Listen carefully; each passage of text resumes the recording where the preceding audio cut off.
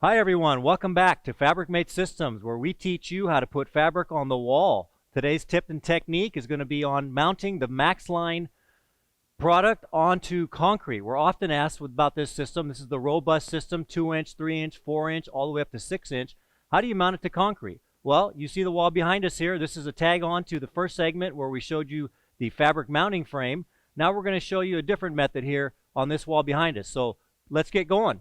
So what you're going to see here, you've seen it in a couple of the other segments. We're going to be taking regular construction adhesive, PL200, liquid nail, running a bead along the inside of the frame here, the MaxLine expander. You don't want to get it on the outside there if it's going to be freestanding, or that may tend to squash out and be unsightly. So we're going to go ahead here. Again, it's recommended to put a bead on there. It's not mandatory. If you want to do it without that and just use mechanical fasteners, feel free to do it, but definitely go ahead and sample it. So again, just like in the fabric mounting frame in the other segment, you're going to use a rotor hammer and a 3/16 bit. You're going to come in at an angle into the pocket hole here.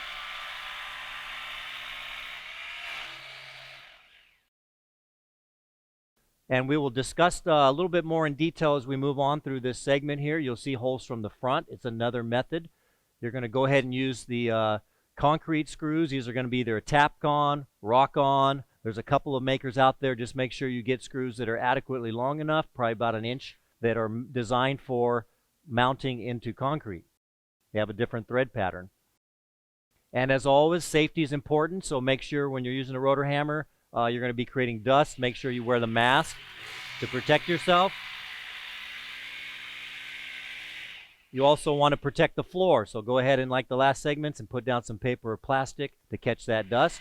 It's going to also make your cleanup a lot easier in the end. Again, holes drilled in the pocket holes. Again, the MaxLine expander with the classic line is what you're seeing here. This is a 2-inch square profile that's going to handle 2-inch core in between, going to give you a much greater noise reduction, sound deadening. In a minute, we're going to show you how to go straight in from the front. That's also a method that can work a little bit tighter. So again, various methods, how to mount the mounting frame. The MaxLine product, you can see nice and tight and secure to the wall. Now what we're going to do is go ahead and show you another method right on the same profile. Going straight in from the front. So again, you want to just make sure that you go back in from the top here and drill the hole. You're going about 1 inch in. You want to test this on your first piece before you get going any further, whether it's a small project, a home theater, somewhere in a recording studio, or it may be a large convention center or a large project. So like always, before you get going too far ahead, go ahead and tug on that mounting frame or the MaxLine and make sure that it's held on there tightly. So here we're going to take another profile here. Again, 2-inch MaxLine that will be infilled with a 2-inch core shortly, so you get a chance to see how that's mounted on there. It is a little tricky sometimes with one person, so if you have a second set of hands, it's always helpful. Make the job go a little quicker. One person can be holding up the profile. In some larger applications, there may be a crew where one person's going ahead, one screw's put in, the other person's moving ahead on another stick and getting it set, and then a person is following behind and going ahead and finishing off with the rest of the screws. So you go ahead and be the judge, depending on the size of your project. So again, what you're looking at is a pocket hole, rotor hammer.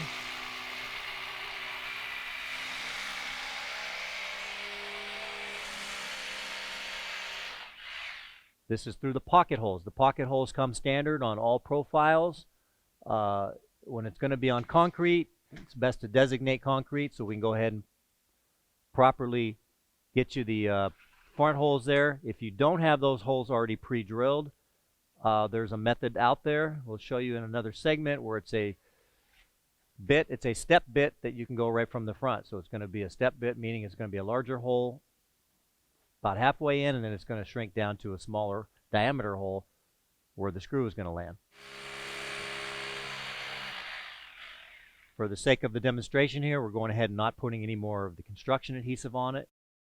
It is adequate. It's really just more of a personal preference if you want to go in more securing to the wall, adding that little bead of construction adhesive.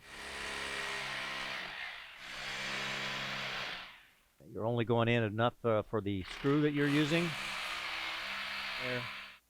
There you see another pocket hole going in. So again, the max line is getting up into more robust thicknesses, 2-inch, 3-inch, 4-inch, even 6-inch in some applications where they want to have greater sound deadening. Here we're going to have the bottom of this demonstration panel finished off here in a minute. So we have the fourth side.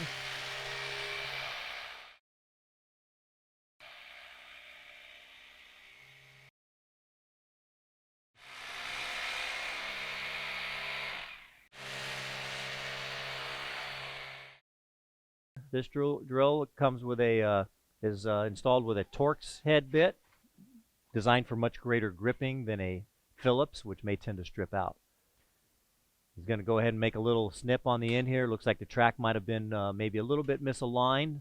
This sometimes occurs, so he's going to grab the chamfer cutters and snip it off. This is the time when you would normally sand it. Make sure your edges are smooth. Make sure the track is ready to receive fabric when you get ready to put it in. Okay, so now you see the frame up there, the expander, the max line, 2-inch with the classic line in it. So now we're going to go ahead in this area here for the demonstration purposes and show you a couple methods for applying the core. You may be using a rigid core. You may be using something softer. There's a lot of different backings out there. Here again, just a little demonstration. If you were going to use a spray adhesive, you want to spray a contact type cement. 3M is a real good one out there. Here we're going to go a little bit lighter, but normally you'd spray it on a little liberally. If you spray it onto both sides, you're going to get your best adhesion to the wall.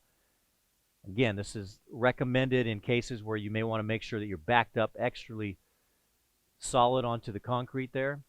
You're going to take the rotor hammer again here. It's going to go straight on through the core. Going to just do a few of these for example purposes. You're going to want to go with at least probably 4 screws within a panel. If you're not using adhesive, if you're using adhesive, you may only need 1 screw just to hold it up there till the adhesive dries. So again, what you have here is the max line installed a couple different ways, from the front, pocket hole, or straight from the top with a step hole, and the core that's put in with the option of either spray adhesive or a Tapcon or other similar concrete bolt or screw going right through the front.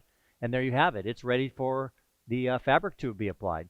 So thank you for joining us again. If you have any questions, again, give us a shout out at the bottom there. Go ahead and give us a thumbs up if you like what you saw, and subscribe. As always, we thank you and look forward to seeing you in other segments.